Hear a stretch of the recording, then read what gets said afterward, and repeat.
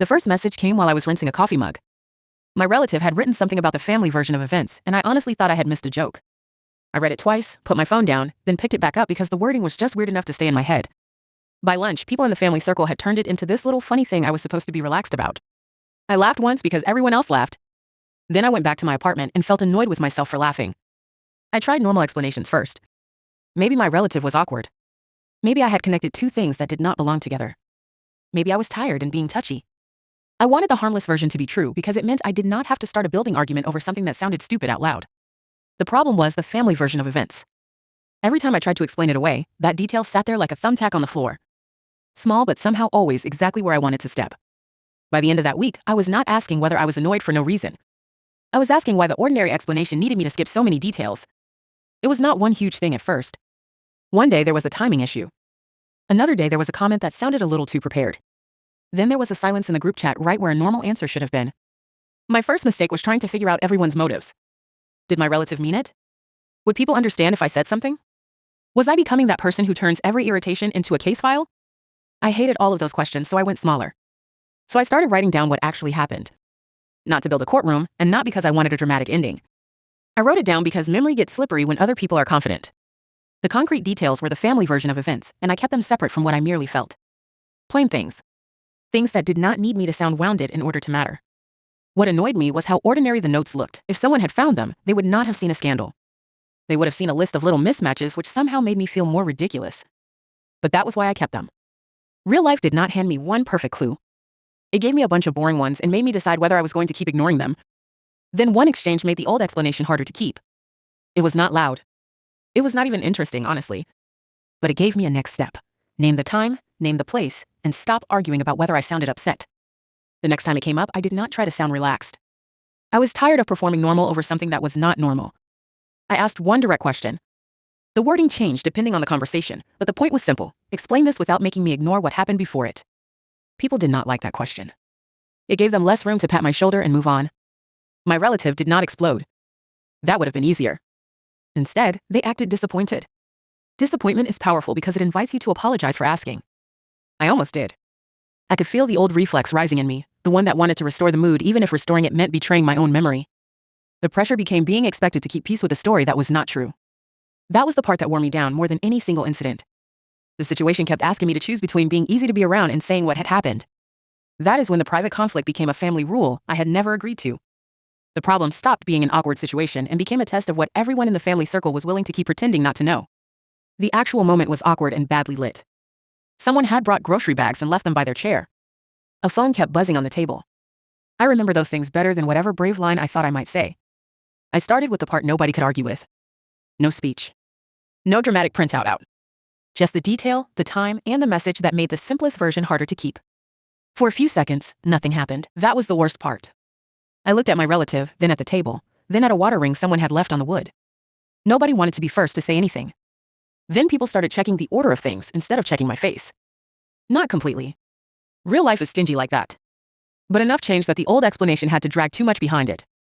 I left the family room knowing the next few days would be messier than the conversation itself. I had imagined feeling final about it. Mostly I felt hungry and shaky and irritated that I had forgotten my keys on the table. The next week was weird. Some people acted like they had always known something was off. A few avoided me in the lobby. One person called it a misunderstanding, which made me want to put my head through the mailboxes. I changed in small, practical ways after that. I ask better questions now. I keep track of repeated weirdness without apologizing for noticing it. I do not mistake a calm voice for an honest one anymore. I did feel relieved. I also felt embarrassed, tired, and weirdly disappointed. Getting my version back did not make me feel powerful. It mostly made me realize how long I had been trying to be pleasant about something that was costing me sleep. Still, I'm glad I did not keep shrinking the truth until it fit inside other people's patience. That is what I had been doing. I had been making it smaller so nobody had to rearrange themselves around it. The problem with doing that for too long is that eventually you become the smallest thing in your own life. Life afterward looked annoyingly normal. Groceries, messages, laundry, the same elevator noise. Some evenings I still wondered if I had made too much of it. Then I would remember the one detail that started all of it, and I would stop arguing with myself. The next morning, I woke up before my alarm and checked my phone before I even sat up. Nothing new had happened. That should have felt good, but it annoyed me because my whole body was already braced for another message about the family version of events. I put the phone face down, made coffee, and still picked it back up 2 minutes later. I answered one normal message in the family circle and deleted 3 extra sentences before I sent it. The first draft sounded defensive. The second sounded like I was trying too hard to be charming. The one I sent was boring on purpose. It had the time, the detail, and one question. I hated how much effort it took to sound simple. My relative replied with a little joke first. That was the move that kept working on everyone else.